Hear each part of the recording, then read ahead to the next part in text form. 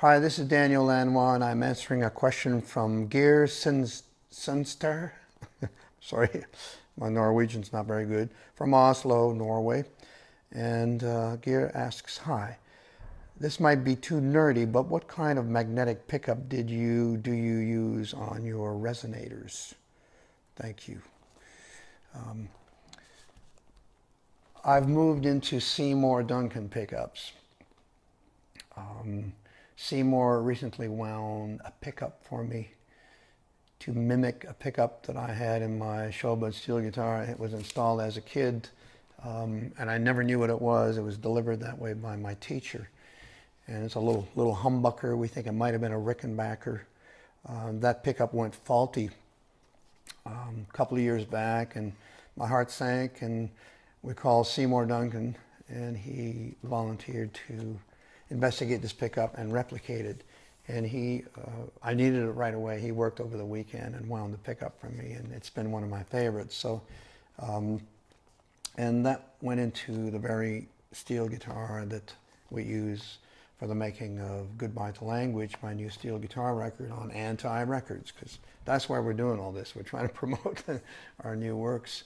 But it's very sweet of you to ask about the pickup, and I think it applies here that, yep, that's what we put in.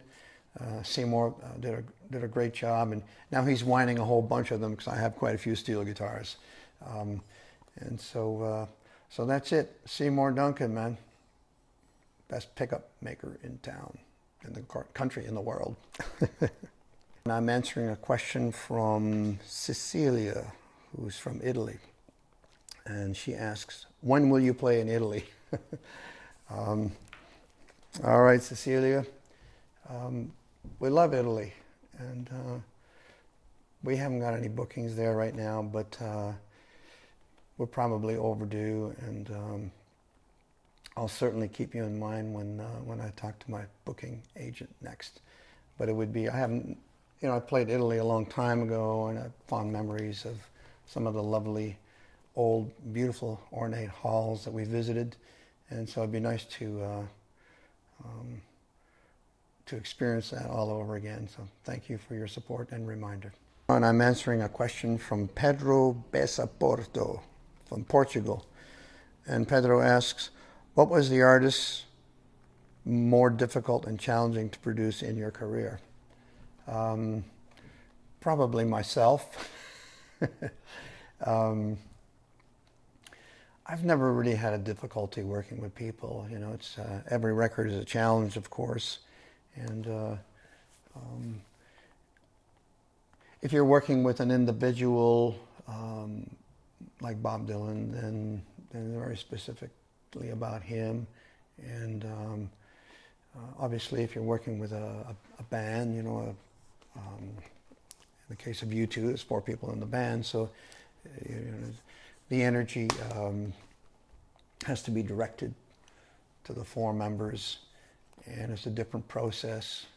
I suppose really the main difference being that somebody like Bob comes in with his songs, and because he's obviously first and foremost a great songwriter.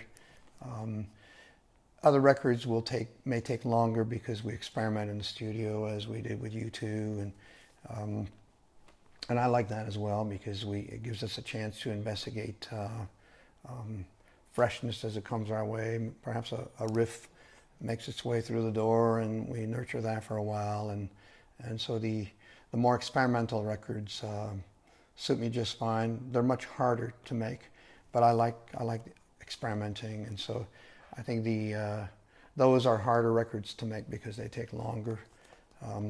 But I've admired all the people I've worked with, and I wouldn't say that any one of them was any more trouble than the other.